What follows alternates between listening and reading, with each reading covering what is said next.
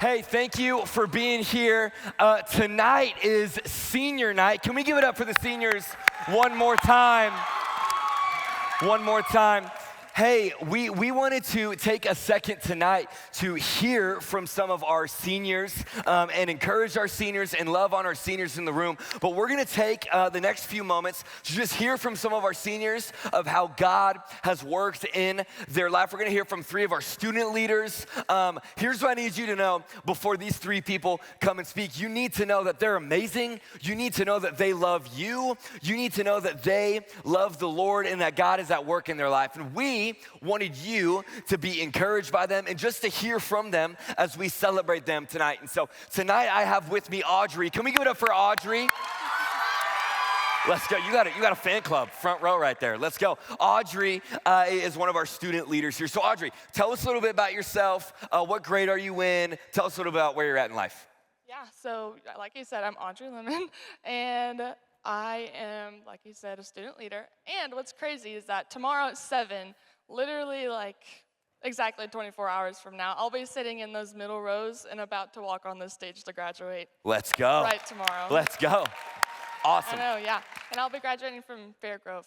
Fairgrove. Yeah. Any Fairgrovers in the room? We got a few? Yeah, Oh, let's yeah. go. Let's go. Awesome. Very cool. Okay, so what we're going to do we have a few speakers. So we're just going to ask them some questions about their life, about their faith journey, and what God has done in their life. So what I would encourage you to do first is get your notes ready because they've got some great stuff, okay? Nudge the person next to you, nudge them, tell them, get your notes out. Let's go. Like you need to get your notes out because they've got some great stuff. Listen to me. Look at me for just a sec. Look at me. God has something for you, I promise you. If you would lean in to what we're gonna talk about tonight, I promise you it's life-changing stuff. You're gonna wanna take some notes. So Audrey, first question I have for you is this. How did you even hear about High Street Youth? When did you start coming? And then what made you start coming to youth consistently? Yeah, so I actually have been in High Street for, I don't even know how many years, since Kid Street.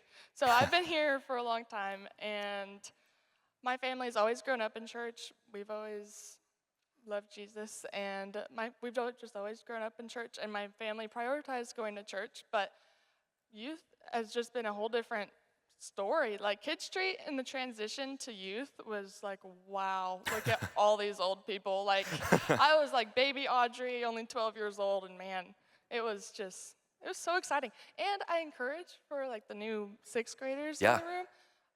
It will be scary at first, but I'm so glad I took the step, and I'm sure any of the seniors in the room or any of the upperclassmen can really relate to how it's really changed their lives. And youth, first of all, is just so much fun. Yeah.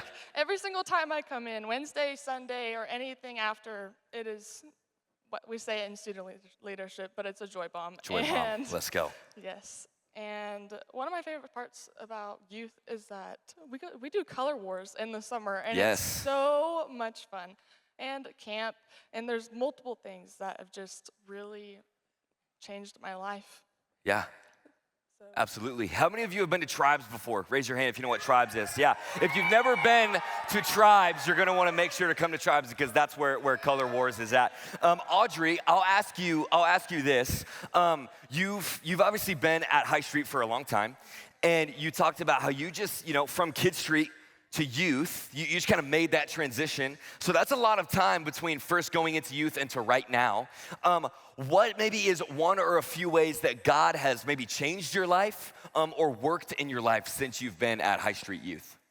Yeah, so he's given me multiple opportunities. That's a long time from Kid Street into youth. I mean, now I'm going to be transitioning into, or all the seniors are going to be transitioning into the local young adults. Yeah. And it's just such an awesome opportunity to come to youth because it keeps you accountable, and it really just, the community, every single time you walk into the room, it's always so welcoming. Or when I was first coming, people care, everybody here cares about you, and you just feel so open, and they're always open to talk to you too. So it's just a peace in knowing that every single person at youth is there for you, and that was life-changing, that God really gave confidence. God gave me a lot of confidence through this season because, student leadership, it can push you out of your comfort zone. So It definitely has boosted my confidence because, like I said, stepping out of your circle, and it's also gave me lifelong friends that love Jesus, and finding your community is also a big deal. And in youth, you have community, you have connections, and God changed my life with just opening up. And I mean, I'm not the same person when I was 12. Like, Yeah. I feel, I mean, I'm not grown up, but definitely I can see times in my life where I would not be doing this freshman year of high school, or He's just given me a sense of peace and knowing that He's always there for me. Yeah. And I just love knowing that I can do anything through Him. Yeah, that's good. I'll ask you this, because I know part of your story and what you just hit on, I want everyone to listen and lean into this for a second, is you talked about the importance of community in your life. And I know when it comes to your story and even a couple of our other student leader stories, you actually played a big part in their life because you took the chance and invited them to church. And so could you speak on that for just a second of like what gave you the courage to do that? Maybe encouraging other people here, like, why is that important? Why should people do that? What gives you confidence to do that right now in your life? Yeah, so I, like in all my sports, ever since I could drive, I was like, do you want to come to church? Do you want to come to church? I could take you. I can drive now. Like, I was so excited. But also, it can be super scary inviting people to church. Like, we talked about this before Invite Night, where, like, we did a message on how just to invite people Yeah. mostly. But yes, I just love getting to invite people. And I learned, this is another thing I learned because it was a couple years ago, and there was a girl from my school, and I invited her, and it was the first girl I think I ever invited, and so I was like so eager to know what would happen, and I think in my brain I was like, oh, Jesus saved her, like it's all perfect, I invited her, but then I was talking to her afterwards, and she wasn't saved, but and then that wasn't like a setback, it was like a realization like, whoa, this isn't like a one-time deal. Like you need to keep on pursuing and um, getting in touch with them because it's not always like, hey, here's Jesus, boom. Like they have Yeah. to make the decision and really grow. And it also helped me when, and then I was like, whoa, I need to bring her to church every Wednesday. Like it's not like a one-time deal. So Yeah. if you do invite someone to church, keep on inviting them because it shows that you care and it can change their life, save their life. Yeah, no, that's really good. I'll ask you another question too. You talked about a little bit in your story. I want everyone to listen to this as well because I know there's some people that are in the crowd that have maybe thought about, I kind of want to do student leadership. I don't really know. That kind of sounds fun to me. That kind of excites me. Tell us a little bit about your experience with student leadership. How has that helped grow in your faith? You've mentioned getting outside your comfort zone a little bit. Talk to us a little bit about your experience in student leadership and why someone else should be a student leader. Student leadership has taught me so many different things, and I'm so glad that I'm doing it because it's just like another nudge past youth. It's like another step, but not a big jump. It's like a little step that you can handle it. Like it teaches you how to be a leader. Like it's taught me all sorts of things. Like you meet new people, you meet connections, and it's just another form of community that you know that you're all trying to become. You guys are all pushing to go closer to God, and it's just given so many opportunities too to grow in your faith. Yeah, that's great. Okay, I'll ask you this last question. You know, you're a senior, right? So you've got a ton of wisdom, okay? And so for real, there's people that are here that need encouragement, right? Like in a room this size, everyone's got something. Like we all need to be encouraged from God's word every day of our life. And so if you could encourage the people in here tonight with one thing, or if you would walk out of here, how would you encourage somebody right now, no matter their season of life? What would you say to them? I would say to stay focused because really, like, it's about summertime. We're thinking about the UV. Like, there's so many things in the summer that just distract us. And the end of the school year, I mean, us seniors, we're out of school right now, but we graduate tomorrow. But any of the other schools, like, and the younger classmen are still in school, or any distractions, like soccer, or well, sports, sorry, I meant soccer. That's why I said soccer. And then just so many distractions. It's like the rush at the end of the school year or any time of your life. You can always just keep busy and keep on filling your schedule. And it's really hard to find time for God when you fill it with other things. So my words of encouragement are to stay focused. And I wrote this quote down from Craig Groeschel, and it says, "The devil doesn't need to destroy you if he can distract you." And that really, I had to underline that one in the book because that one really hit home for me because graduation, school ending, summer, we're going on a trip in the summer, and I'm just so distracted. And then I just really needed to slow down, and that's sometimes what we really need to focus on is we just need to slow down and make time. And it's not because your mindset shouldn't be like, oh, it should be that you need to make time, but it should be that you want to make time. And so if you want to make time, you'll make time. Yeah. No, that's so good. I think all of us too, and maybe you guys can relate to this too as we're talking about being busy, especially now, because there's a lot going on. There's a lot going on in your life, and sometimes we don't want to just take a moment and slow down. I feel like we kind of like the distractions. And so I know I said last question. This will be the last one. What are the things in your life? You talk about being focused. What has helped you keep your focus on God in a busy season or keep you focused on just wanting to spend time with him? How would you encourage someone in that way? Yeah. Honestly, youth keeps me focused because going to service on Sundays, it's get dressed, you go to Sunday, or sometimes Sunday school, but you go to service. But coming to youth, it's a whole different environment. You have people, it's one-on-one time. In service, you can get one-on-one time if you reach out. Yeah. At the bottom of the altar at the end of service. But in youth, there's people constantly around you. And so it really just helps me focus. And when I come to youth, I'm like, wow, I need to lock in. These people are so inspiring. So I just really love the youth. Yeah, let's go. That's awesome. Can we give it up for Audrey? Audrey, you can go ahead and have a seat. We love you, Audrey. Thank you so much. Amazing. Our next guest speaker, let's give it up for Michael, everybody. Michael's joining us on stage. You also have a fan club. You've also got a fan club. Michael is also one of our student leaders. So, Michael, tell us a little bit about yourself. Tell us what grade you're in. What is your kind of season of life looking right now? Tell us a little bit about yourself. Well, I'm Michael, if you don't know me. I'm a student leader here. I'm a senior as well. Graduating, that's crazy. And pretty much everything in my life right now is focused, centered around graduating and trying to pursue God and what he wants for me in that season of my life. But yeah, pretty much just graduating in college right now. Let's go. And a killer mustache. I could never do that. That looks really good. Awesome. Okay, I'll ask you the same first question I asked Audrey. How did you even hear about youth? And then what made you want to even just show up in the first place? What also made you want to keep coming consistently to High Street Youth?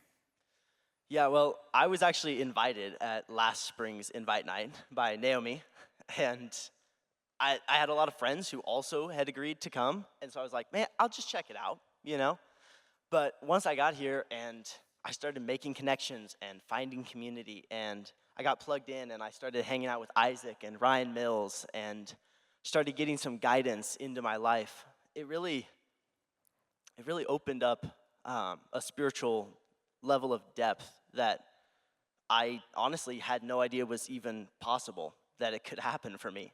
But it did, and so I wanted more, so I just kept coming back. No, that's awesome. I love how you hit on a few things there, and I think this relates to everybody, right? Because I would encourage you even to write down the things that him and Audrey and Naomi are going to say, because all of you guys have talked about community, and we need that, and you even talked about growing in your faith too. So that means God's going to work in your life since you've been coming to High Street Youth. And so what are the areas, kind of similar to what I asked Audrey, what are the areas in your life that God has maybe changed your life or helped you grow in your faith or worked out in your life since you've been coming to youth?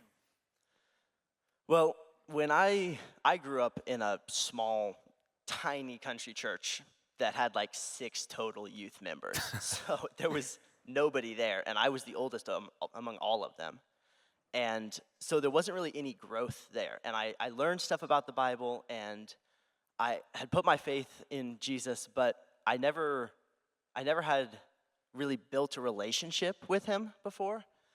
And I thought that what I had was the extent of what I could have. And so I started coming, and he really started, it's incredible when you put your faith in the Lord, but you really start a relationship with him. how much guidance you'll receive in your life. Because I had no guidance. I was just on my own, doing my own thing, and praying to God once in a while, for the most part. And I don't know, there's a lot of peace that comes with letting him lead the way instead of trying to make your own way. That's good. Talk about that for a second. You know, the idea of letting him lead the way and surrender. How has that helped your life? You know, because I think a lot of us, when we think about our life, we want to be in charge. We want to be in control. We want to be the one that's, you know, I guide my life. And I know for me personally, maybe you can relate to this too. Like, I know the seasons of my life where I've been the one in charge, stuff's not gone awesome, right? And so how would you maybe encourage someone that's maybe not wanting to surrender everything? How would you encourage them, like, man, like, it's time to surrender? Like talk about that for a second. Yeah.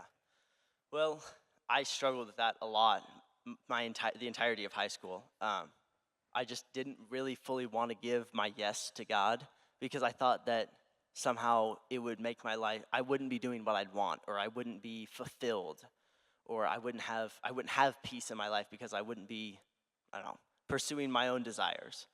But I don't know, you get so much peace from following him. But there are still anxieties in my life. It's not like everything will go away.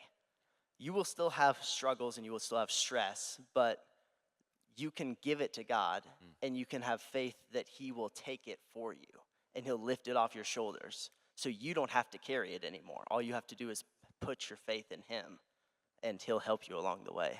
That's great. That's awesome. I love it. I'll ask you this. You mentioned you're a student leader here. And so I want you to talk about for a second your experience in student leadership and maybe even encourage people who hear about it and encourage people who are on the fence. And I want everyone to lean in and listen for a second because Michael started coming recently and then kind of jumped in right away in the fall after being here for just a short time in the spring. And so tell us a little bit about your experience in student leadership and why someone should do it. I would recommend student leadership to anybody and everybody, honestly. If you want to grow your faith and your relationship with God, I would recommend it to anyone. You get so much individual time with your fellow student leaders, but also your peers, your mentors, the church leaders. I love every second that I get hanging out with this guy and all of my other mentors. It's great, and they can help you. They can answer questions, but they can just help you with your life stuff. If you're going through something, they can help you with it, you know? So I would recommend it to anybody who wants to grow closer to God. Yeah, let's go. I love how you talk about other adults in the room. Can we give it up for our adult leaders in the room? They're for real. The real MVPs, like legit. They're amazing. They're amazing. Yeah. I want everyone to lean into this question as well. We talked a little bit about the importance of inviting other people to church, and I know you've experienced that growth in your life too. Yeah. But you were invited by somebody else, and so can you talk about like the power of experiencing being invited by someone else? Because you know we talk about we need to be inviting other people, but we often don't really hear a ton of stories from the other side. And so can you tell us a little bit about like how that kind of changed your life and how you would encourage other people to do the same? Yeah. Well, when Naomi invited me, I wasn't sure, of course. And it's really personal when someone invites you, but then goes beyond just inviting you, because she was checking up like at least twice a week. And she's like, hey, you still coming? You still in? You need a ride? I got you, kind of thing. Yeah. And it's really awesome to see someone care that much about your salvation and your future and your relationship with God to keep pursuing that invite even after just the initial one. Yeah, no, that's good. That's good. Okay, I'll ask you this last question too. Kind of same thing I asked Audrey. You know, you're a senior, right? So you also got that wisdom that people need. You know what I mean? And so for real though, again, people are coming from all walks of life, going through a ton of different things, and so we need encouragement from God's word. And so how would you, if you could encourage someone with one thing, what would be the one thing you want someone to know or leave with? How would you encourage the people in the room tonight? I would say just start now. Don't wait. Your relationship with God can and is supposed to endure all things. You're not supposed to get this thing done or deal with this by yourself first. You're supposed to go through everything in your life with God, and it'll make that easier, walking with the Lord through things. So my encouragement would just to be, don't put it off. Start now, start today. Dive into a relationship with the Lord, and he will honor that. He'll help you along the way. He'll help you get to know him if you are in his word and you're pursuing him like you should be. That's good. That's good. I'll ask this last one. What are some of the practical things that we could start right now? You know, because I think the broad foundation of all that is jumping into a relationship with God. But what are some of even the practical things and rhythms that you do in your life? What are the things that we could do? I would encourage you guys, like, write this down right now. Start now and then write down everything he's about to say right underneath it as just some practical things that we could do right now. What would you say? Well, I mean, first off, if you're not saved, you got to get saved. Yeah. But after that, then spiritual disciplines, praying, reading your Bible, doing that stuff. But I think surrounding yourself with community as well is really important. People who will keep you accountable and who will help you and who want to help you with your walk with the Lord is really also really important. And that's when my relationship really started growing, is when I surrounded myself with godly friends and godly mentors who were pouring into me and wanted to see me succeed in those areas of my life. Yeah. No, that's awesome. I love it. Hey, can we give it up for Michael together? Michael, that was awesome. You can go ahead and have a seat. Naomi, go ahead and come on up. Let's go. We love you, Michael. Thank you. Thank you. As she makes her way to the stage, can we give it up for Naomi Hoagie? Let's go. This is Naomi. Naomi, like the other two speakers, tell us a little bit about yourself. What grade are you in? What season of life you got going on right now? Tell us a little bit about yourself. Yeah, absolutely. So, like a lot of you know, like I'm Naomi. People call me Nay. Call me whatever you want. I'll respond to hey you. But yeah, I am a post-grad senior now, so officially graduated, got that done. Yeah, right now I'm just really spending my time with God, at church, with people that I know and love, and at work with my friend Nadia, who's here tonight. A little shout out to her, she's awesome.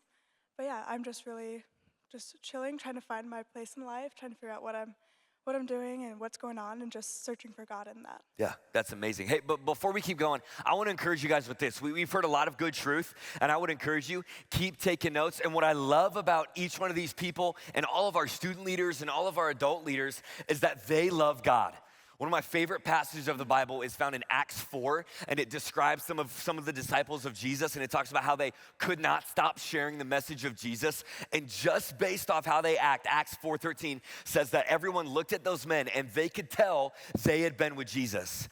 And I just need you to know, as I look at Naomi and Audrey and Michael and all of our other student leaders and adult leaders that are here in the room tonight, you can tell that they've been with Jesus. You can tell that they love Jesus, and that's what we want for you tonight as well. And so, Naomi, I'm gonna ask you the same question I asked everyone else. How did you hear about High Street Youth? What made you want to keep coming back to High Street Youth? Tell us a little bit about that journey in your life. Yeah, absolutely. So I was actually born going to High Street. I don't remember the first few years of that, obviously, because I was a baby. And then I'm actually a missionary kid. I was missionating to the Philippines from the ages of 2 to 5. And then right when we came back to the U.S., we came straight back to High Street. Yeah. High Street was one of our main our sending church, actually. And so we came right back to High Street, just like coming back to home. And that word home has really described my relationship here at High Street and my relationship with this place, with this church, with the people in it. Yeah, I've been coming to High Street pretty consistently. I try to never miss a Wednesday night or a Sunday morning. Yeah, but there was actually a while in my life as a middle school to early high schooler where I just kind of tapped out mentally here at High Street because I was going through some things. But the thing that made me really lock back in was just the people here at High Street and knowing that when I'm here, I truly am home. Yeah. Whenever I felt stressed out, whenever I felt hurt or worried, this was the place I wanted to be. This is the people that I wanted to be with.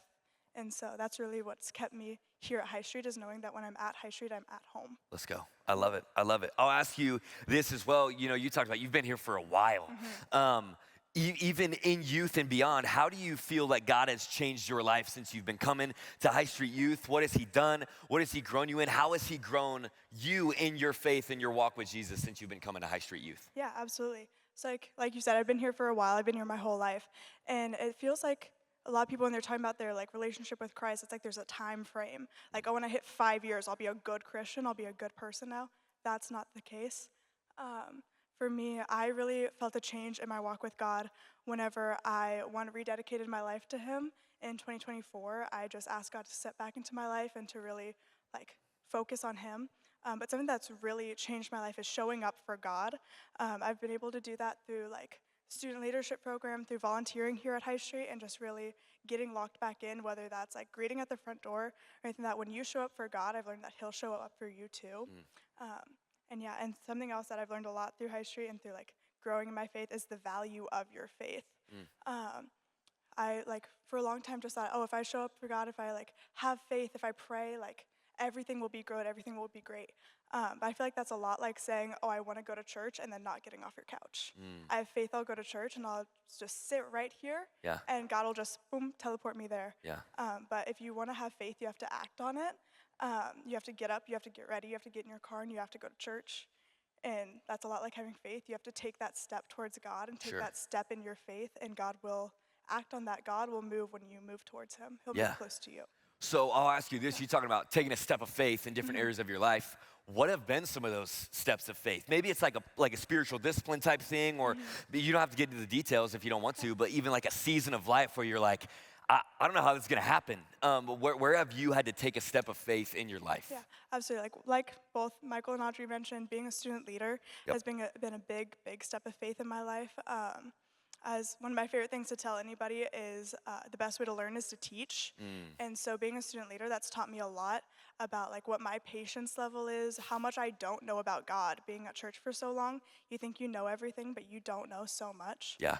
There's always more to learn about God. He always has more to teach you, more to show you. Even just reading Genesis, reading the Gospels, you'll learn so much about God through that. But yeah, that's been one of my biggest like steps of faith. Another really big step of faith is just like inviting people, wanting them to come here, and then having the hard conversations with people that you love. It's easy to like get caught up in hurt and get caught up in those things, but finding people that you can talk to, and a lot of people at High Street, you can get mad at them, you can have fights with them, but they love you enough to have those hard conversations, Yeah. and they'll talk it out with you, and they'll love you still. No, matter what. that's Yeah. good. That's great. I'll ask you this question, and as you're taking notes, I want you guys to write down this reference if you can. Jeremiah chapter 1. Write that reference down right now. Jeremiah chapter 1. And I want to ask you a question based off this verse. You talked about the importance of inviting people to church and taking a step of faith to that. And listen to me. In this section of scripture, Jeremiah chapter 1, God is calling Jeremiah. And for Jeremiah, this calling is something scary. Okay? And how many of you know sometimes when God calls you to do something, sometimes it's scary. And inviting people to church can sometimes be a scary thing. And one of the things that Jeremiah says whenever God calls him to do something, he says this in Jeremiah 1 verse 6, "O sovereign Lord, I can't speak for you, I'm too young." And I think a lot of people think whenever it comes to talking about God or inviting people to church or doing something big for God, they think I'm too young. What would you say to those people who are maybe having that mindset when it comes to inviting people or even following God in general? One of the biggest things I would say is disciples were teenagers. People that followed God were 17 to 20, 30 years old. They were kids. And they followed God. They are the representation of what it looks like to be a Christ follower. And they were our age. Yeah. And they didn't fear it. When it comes to inviting people, I think something to realize is really the gravity of it. We talk about like, oh, heaven, like you want to go to heaven when you get saved, it's such a cool thing. But realizing the gravity of an eternity, the fear of what if they reject me? What if they don't answer? What if they don't text me back? What if they don't show up? What if they think I'm weird because I invited them to church? What Yeah. if they don't like the worship? What if it's awkward? What if their eternity isn't in heaven? Yeah. Like, think about the gravity of that. You're changing someone's, not just their right now, but you're changing forever. No. And so I would say, is that fear worth an eternity? That's good. That's good. And I know we talk about inviting people in student leadership all the time. And student leadership is something that you're a part of. And so I asked the other two speakers tonight, I'll ask you, how has student leadership changed your life? Well, what would you say has helped you because being a student leader? How has it grown your faith? And how would you encourage other people to be a student leader as well? Yeah. One of the biggest things that like student leadership has changed my life and is just really is my fear of that. Like, I've been able to grow so much in my joy and learning like that God is truly behind everything. And I've gotten to learn a lot about like what it means to follow Christ and to follow Christ truly and to have like a spiritual joy. And even just like for inviting people, as the other student leaders in the room, and especially some of the younger kids, I invited Michael one of the first times. I made him sit through the student leader program meeting, like his second week here. I was like, there's gonna be pizza, come sit in.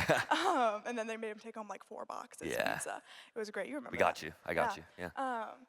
But yeah, so I just would say like, fight the fear, go into it, pray about it, pray for them. I know like I've had some people that I've been praying for this whole year, and nothing's happened yet. That situation hasn't changed, but it doesn't mean that it won't. Yeah. And yeah, student leadership has really just taught me that like, you can do it easy, do it now. Let's go. Yeah. I love it. I love it. Okay. Hey, everyone, this will be the last question, so I need you guys to lock in with me. Can we give it up for our speakers just in general? They've been amazing. Such good stuff, for real. Such good wisdom, such good stuff. Last question is this, and I want everyone to listen to this and lean into this. Again, you got a lot of wisdom, right? You guys have done amazing. If you could encourage somebody with something, right, for God's word, because there's hope in the Bible. There's hope in Jesus. We need the promises of God. What would you encourage someone with if you could tell them one thing tonight? Yeah, my biggest thing would say, take it to God. I actually have a verse that reminds me a lot of this. It is Psalms 22:3. Yet you are holy, enthroned on the praises of Israel. In Psalms 22, there, David is talking, and he's crying out to God in anger and frustration. And he's just mad at God because he's not listening to him. He's not changing his life. He's not doing anything. And he says, yet you are holy. You are enthroned on the praises of Israel. And I think oftentimes we forget that we serve a God who is enthroned in praise, and he can handle your anger. Yeah. He can handle you when you're not praising him. He can handle you when you're mad. He can handle you when you're hurting. He can handle you when you're anxious. Don't just bring your joy to God. Don't just bring your thankfulness. Don't just bring your questions. Bring your anger. Yeah. Bring your anxiety. Cast it upon his feet. Don't just say, God, take my anxiety away. Yeah. Say, God, I'm anxious about this. I'm mad at you for this. Yeah. Our God isn't going to fall apart if we're mad at him. And I've been mad at God, and I've held it from him before, and that only hurt me more. But whenever I said, God, I'm mad at you. God, you made me upset, and I don't know what to do with it, but it's yours. You got it. I believe you've got it, and I'm mad at you, and I believe you're going to fix the situation, you're going to change the situation, and your will be done no matter what. It's like Jesus, when he was getting ready to prepare for the cross, he begged God to take it away from him. He was mad at God. He was hurting. He sweat blood. Yeah. He was at an extreme fear and anxiety, and he brought it to God. Yeah. And so take it to God. No matter what it is, take it to God. Yeah, that's awesome. Take it to God. Let's go. I love it. Can we give it up for Naomi? You can go ahead and have a seat. I got you. Go ahead and have a seat. Thank you so much. Thank you so much. And again, let's give it up for all three of them one more time. Let's give it up for them. And last thing I'll say is this. I want everyone to look at me right now. Look at me. Here's the deal. They did such an incredible job. And I need you to know they were only able to have answers like that because the foundation of their life is built on Jesus. And I need you to know, Jesus says in his word, he came to give you life and life to the full. And those three would tell anyone in this room that life is only found in Jesus.